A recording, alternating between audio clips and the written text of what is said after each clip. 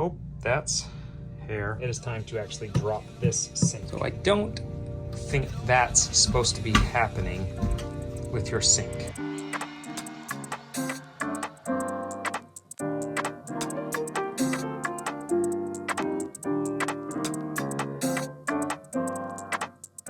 Hi guys, and welcome to today's task. For today's task, we are back in my RV's bathroom and we are doing a small mod on this sink. We're going to take it from an inside sink to make it an on-top sink.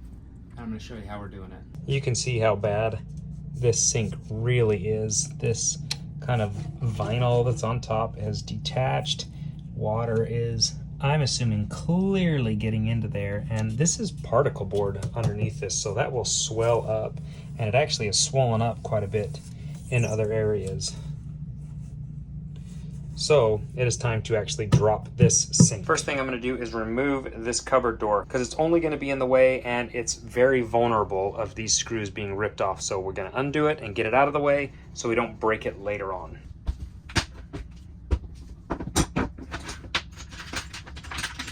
Typically on any screws you use in a RV, they are used with a square bit. You can use a Phillips, but it's going to probably strip a lot. So these square bits are what they actually use to drive these in, so that's what I use to take them out.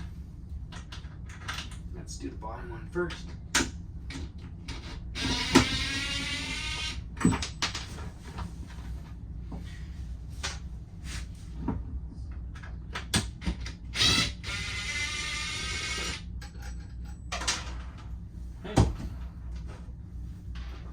Next, we're going to undo these P-traps right here. This is a fixed line.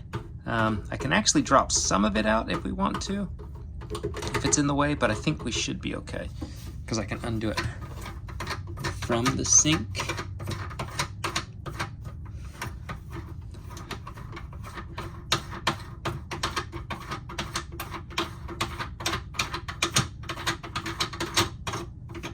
Oh, maybe it won't let me. There we go. Okay, now that we've lifted that up from below, we can pull it all the way out. Be careful, there is still water down in that P-trap. You can empty it, but I don't think we're going to need to. There are two tabs on each side of the sink, just little screws that are holding it up, which screws going into particle board is never going to hold this sink the way it needs to be held. When I started noticing this problem a few weeks ago, I looked online for a sink that can fit on top. I measured all my dimensions, and when I did, I actually came to realize this was the sink I was already looking at. So then I investigated a little further, and when I realized that I could just undo it from here, I'm gonna set this exact one up on top now. There's zero chance that both you and I will fit up in this for pulling these screws out, so you're just gonna have to trust me that that's what I'm doing.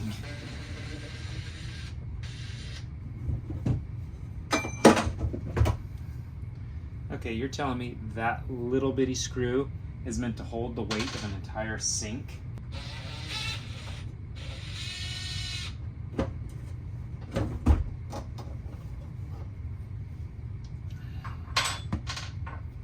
And these are the brackets that they use. They are a pretty stout bracket, but that's just not near enough. What is crazy to me is there's nothing along these edges, along these long edges of this thing.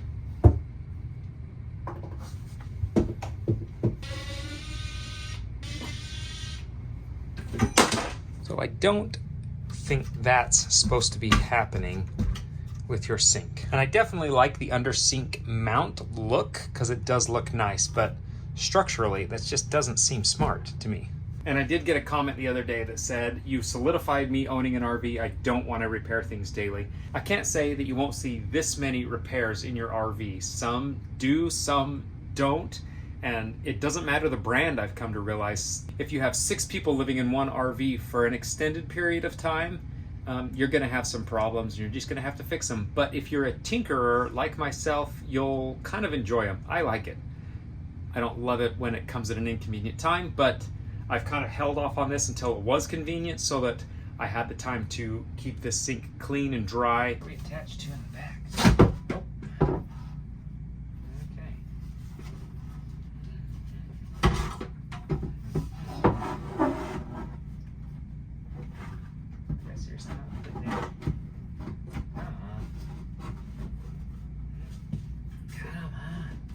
Oh, come on. There we go.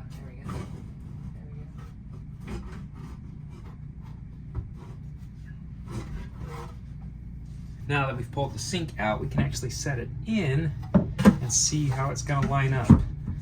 We should be perfect. The only difference is we just raised this a 1/2 inch, so hopefully this piece will fit. I'm just going to test that before we start getting things crazy. Yep, I got plenty of room.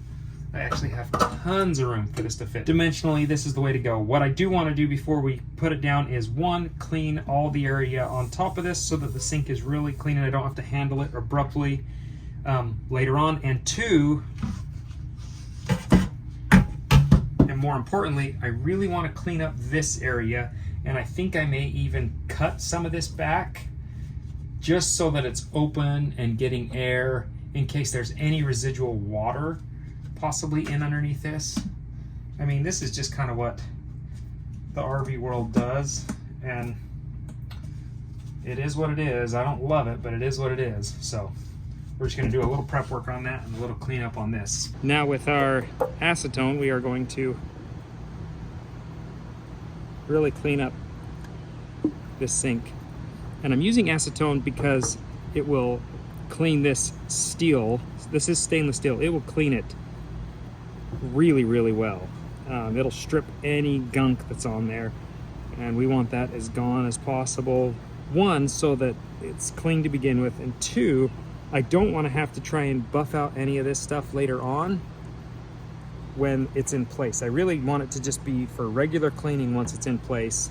So I want to prep it and put it in as best as possible, and right now I can be as rough with it and not affect maybe the mounting of it or anything like that. These are cool little tanks. They put these little pads on the side to kind of dampen the sound. They spray them with a coating that helps dampen the sound, so they're just not so tinny, which I guess that's somewhat of an improvement, but maybe it's just the mounting of it was bad. So this is where you're going to want to really spend some time buffing, cleaning. I may even go find some Scotch-Brite.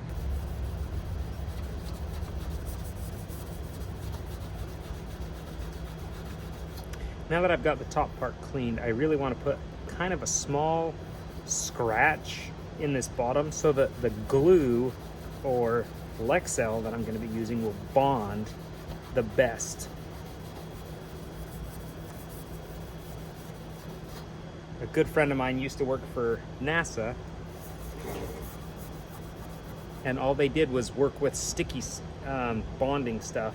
And he said 90% of what he did during the day was cleaning and prepping the area. What they used to bond it was nothing unordinary. He said it was just all about how well the surface was prepped. So if the surface is prepped well, our glue that we're going to bond this guy down with should hold really well. I definitely want to get rid of any burrs or uneven higher spots.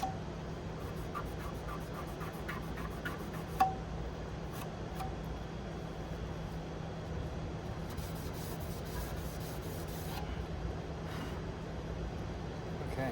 I think these are as clean as they're going to get. I think this is as clean as it's going to get. Now our sink's done, it's time to move to the inside of the RV. Okay, everything does actually feel dry under here, surprisingly. I didn't think it would, but I am going to take the time to get rid of all of this excess and cut as much of this away as possible. Why won't you open? Ooh, baby.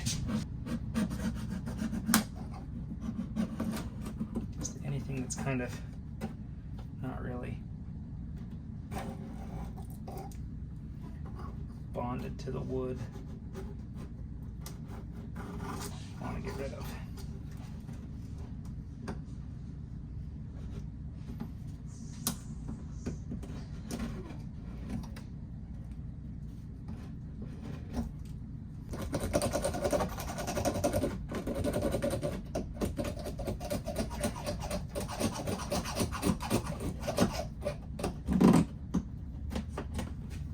gotten all of the stuff that was loosey-goosey kind of cut out so that no water or moisture is just kind of retaining back there.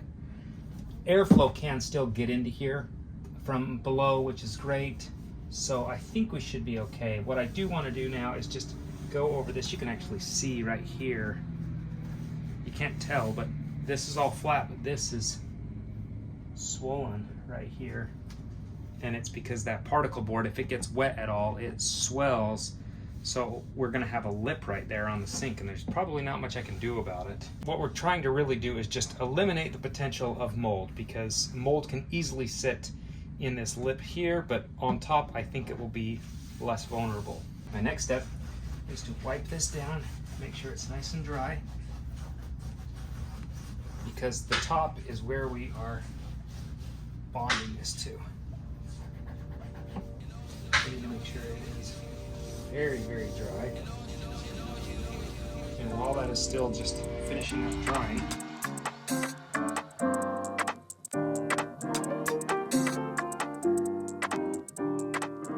the next step is to put the sink in place, but I don't have any of my caulking down or glue or Lexel. And what I want to do is just do a small trace line with a pencil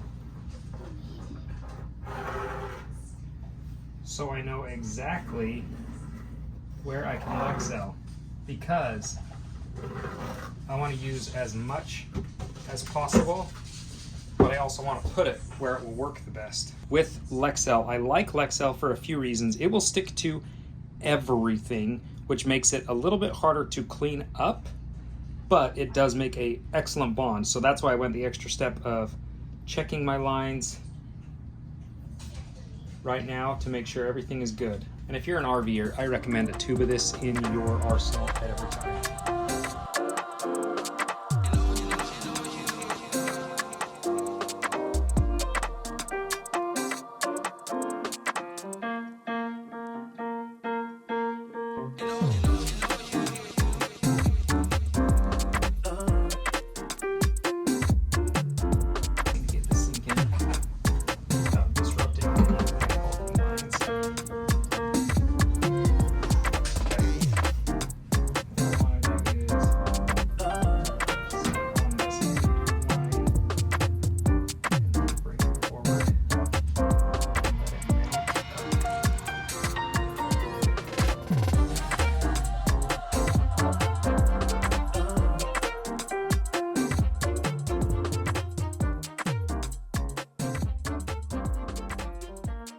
Next step is you need to go get a huge bag of rocks or something. I really wanted to use a 5-gallon bucket, but I knew this was in the way. So I had the boys go get me a large bag of rocks so that I can really set some weight down in there. And it is going to stay like that until it's done curing. Now we will just leave it to bond. And I'm not even going to hook up the bottom of this until it's all the way cured also, because I don't want to lift it in any way. I want that stuck to that sink as much as possible, and then we'll call it good. Once it's dry, we'll put that last piece of sink drain on and call it good. So if you like today's video, give it a thumbs up. If you're new to the channel, subscribe. And if you have RV issues or questions and want them answered, put them in the description down below. I will do my best to answer them, but also I know viewers watch and they will give their input, which I appreciate always. So thanks for watching, and we'll see you guys next time. Bye, guys.